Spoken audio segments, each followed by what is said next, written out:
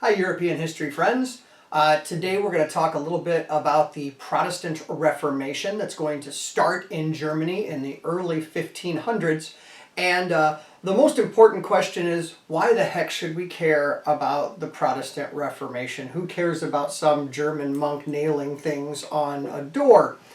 The reason that the Reformation is actually important is that it tells us that one person can make a huge difference if a whole bunch of things come together at the same time.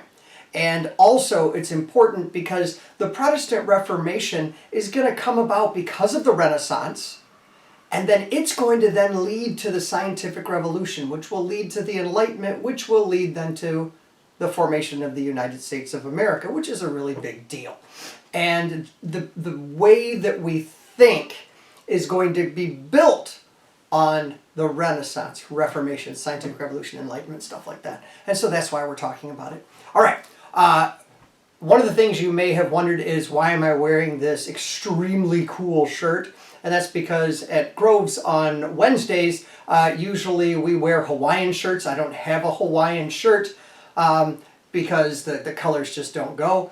And I opted for this. I have a couple of other versions that you will probably see as time progresses. All right, so let's talk a little bit about the Protestant Reformation. First off, it's really important to know that the church was unbelievably influential in the medieval mind, going all the way up and in through the Renaissance. And part of the reason that the church is going to be so influential is because of the whole idea of the 7 sacraments. Things like communion and baptism and marriage and confession.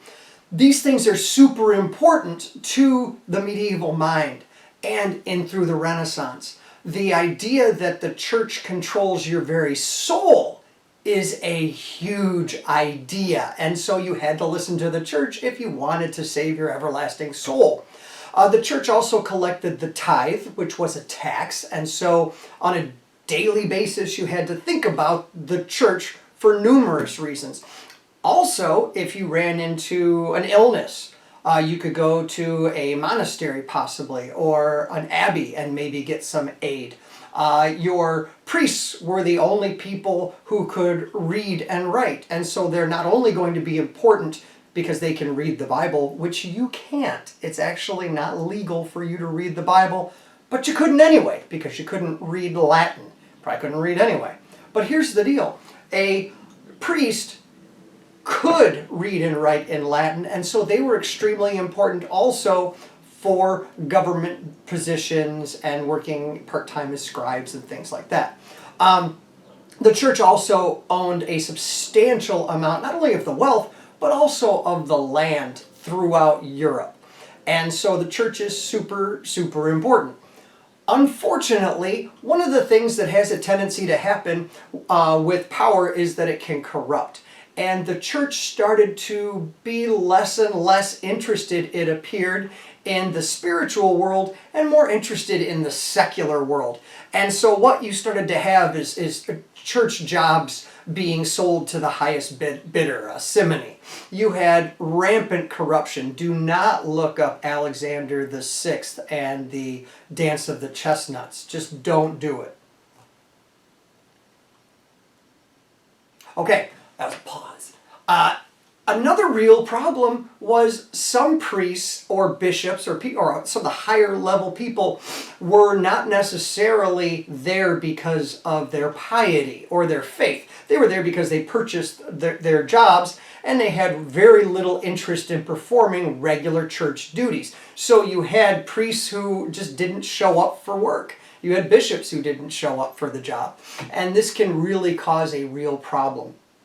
And so what's going to happen is you've got just these issues, and the church has been around for a really long time. People are used to it, and so they're just kind of going with it. There were some attempts at reform. Wycliffe and Huss are going to advocate a Bible written in the vernacular, which is like the normal language of people. Our vernacular is English.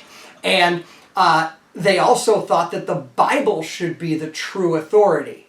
And that's going to get some people in trouble. Erasmus of Rotterdam is going to have similar ideas, and he's actually going to push the idea of humanism. Remember humanism of the Renaissance? Basically the idea that fate is determined by man, not God. That is a huge deal. This is a big deal. Humans have control over what they do. It's not foreordained by God. That was the idea of Erasmus. And so that's a pretty big deal. But what's going to happen? What's going to bring basically, what's going to take an entire bucket of kerosene and throw a Zippo lighter at it is going to be the sale of indulgences. Leo X, who was the Pope, was running out of money. He was also getting older, and he decided, wow, I have to make sure I get into heaven. I think I need to do something to ensure I get right through those pearly gates. Now, if a pope's got problems getting through the pearly gates, I don't know about the rest of us, but here's the deal. He decided, I'm going to make something unbelievably beautiful, therefore St. Peter has to let me in. And so what he did is he decided he's going to make something called St. Peter's Basilica. Kind of like a big dome church thingy. And in order to do this, it's extremely expensive. He doesn't have the cash. How's he going to do this to get into heaven? Huge deal. So what happens is a gentleman named Johann Tetzel approaches him and says, hey, there is a really old thing that we've had the power to do for a long time. It's pretty darn rare, but it's an indulgence. It's a remission of sin. The Pope signs off on something, and then what happens is the sin is gone. Okay, no big deal. Tetzel said, but why don't we charge for that? We charge for baptisms, we charge for weddings. Why don't we charge for the remission of sin? What a great idea. But how can we do this on a grand scale? No problem. Tetzel comes up with this idea that he's just going to have pre-prepared indulgences. You know, papal seal and all, and then he can charge basically whatever he wants for these things. And he starts traveling around Europe and creating a carnival-like atmosphere wherever he shows up, because what the heck else is there to do? And people show up, they're entertained, there's jugglers, probably sword swallowers, fire-breathing people and stuff like that. And then Tetzel hawks his indulgences. And the idea is so cool. Not only can you get rid of sins of your own, the most important part is you could get rid of sins from someone who's already, in the limbo purgatory area. All right? Heaven, purgatory, hell. All right? If you're here in purgatory, which is kind of like a waiting room with like really old magazines, if you're there because you haven't been forgiven of all of your sins, you forgot something, you stole a turnip when you were 5, and you have to sit there. All right? This can get you out of there and pop you straight into heaven. And this is extremely cool, because think about it. You can buy an indulgence not only for yourself, but you can also buy an indulgence for a family member who's already died. How cool is that? Because then maybe someone will do that for you. And so it's not a dumb idea. And we've no idea if it works or not.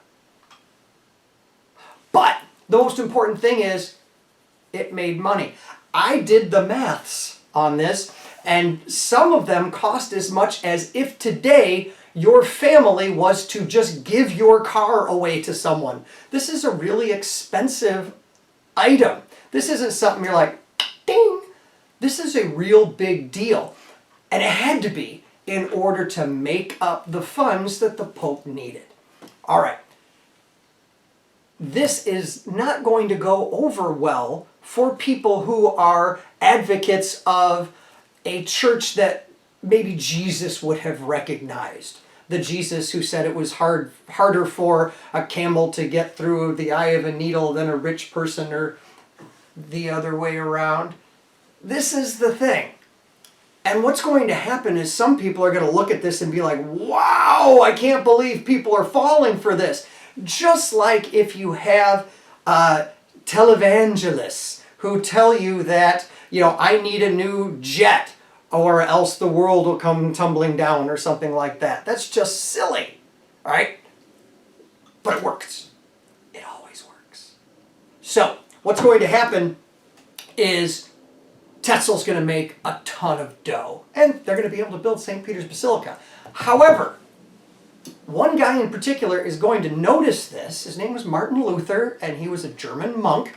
And he saw this, and he's like, oh my goodness, I can't believe this guy is dragging Leo X's good name through the mud and selling these indulgences. And so he fires off letters to the Pope and says, this guy, look what he's doing, I can't believe it.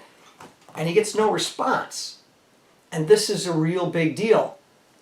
He never really gets a response. And eventually, Martin Luther, who was kind of an uber monk, he really tried a little too hard.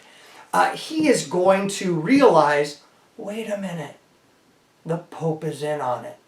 He's in on the fix. And this is going to be a real big deal.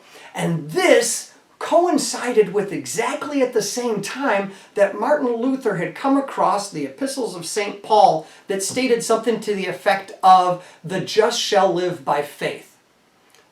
And Martin Luther's just trying to deal with this. He's like, okay, well, the church has all of these ceremonies. We're paying a lot of money with the tithe. We've got this indulgence thing. It seems like there's a lot of corruption. What if I don't need the church? What if the church isn't necessary?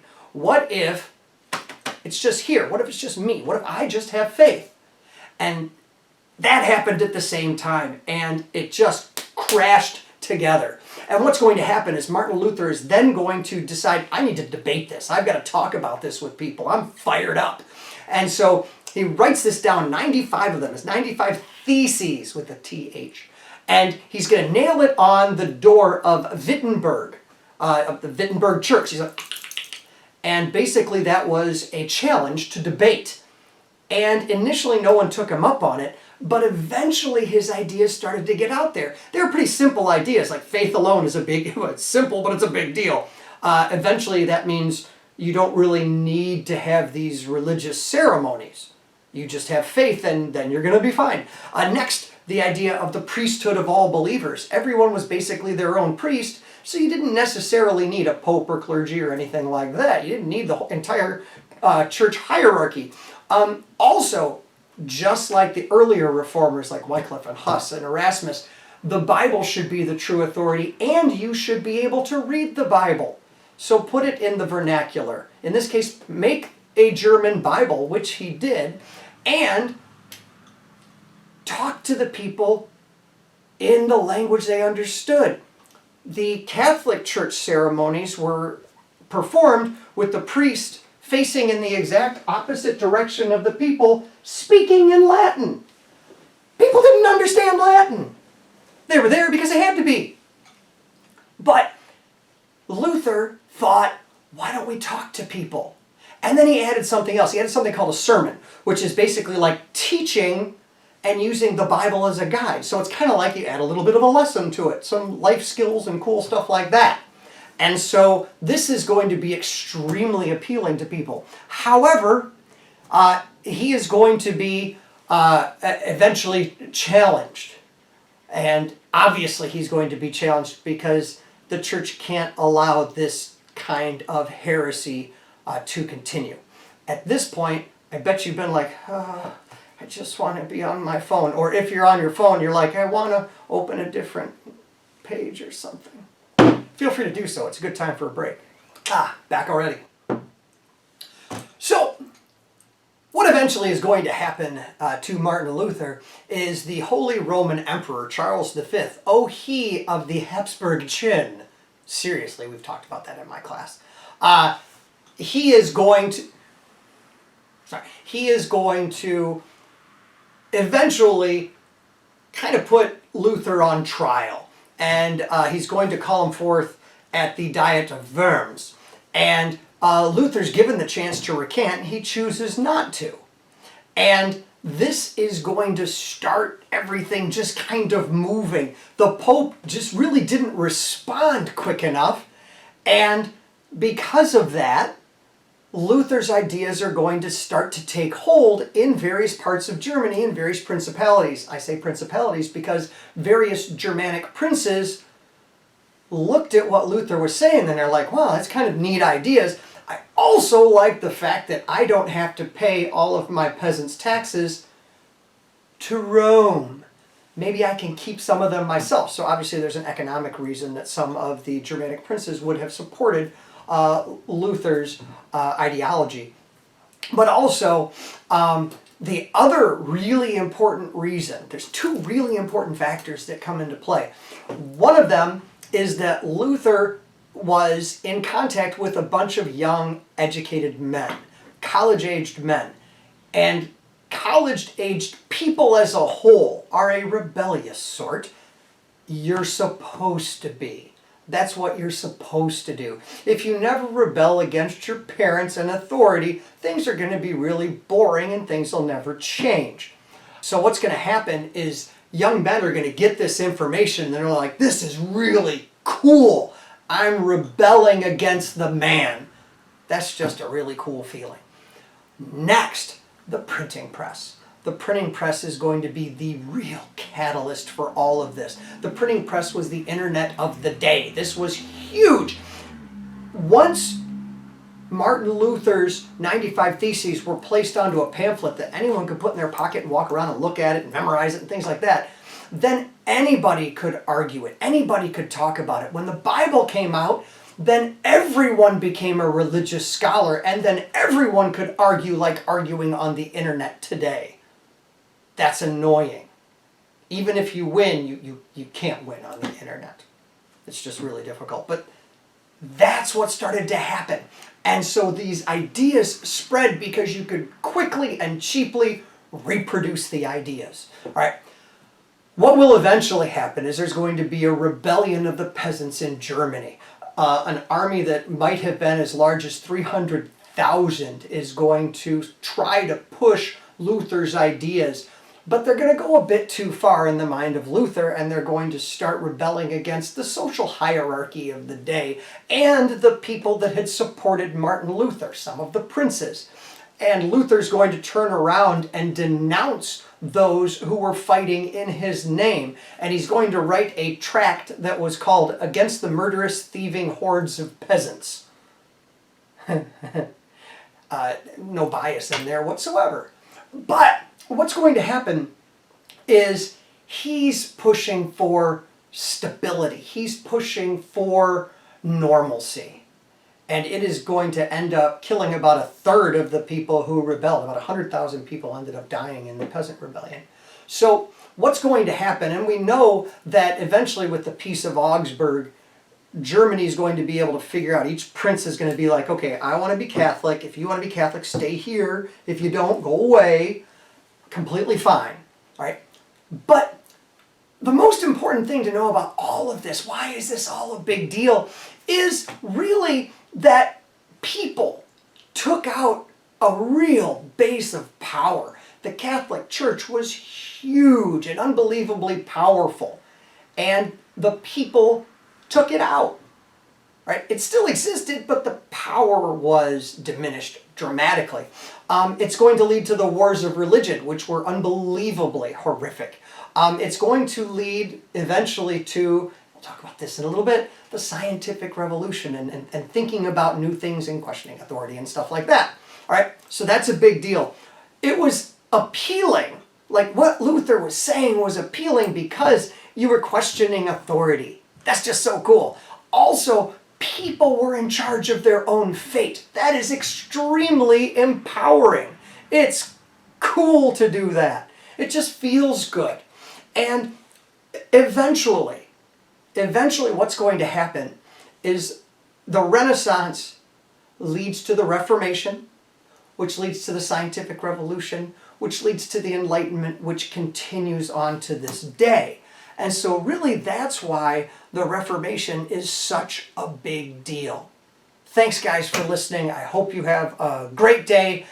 Stay healthy and stay safe. Cheers. That's cold coffee.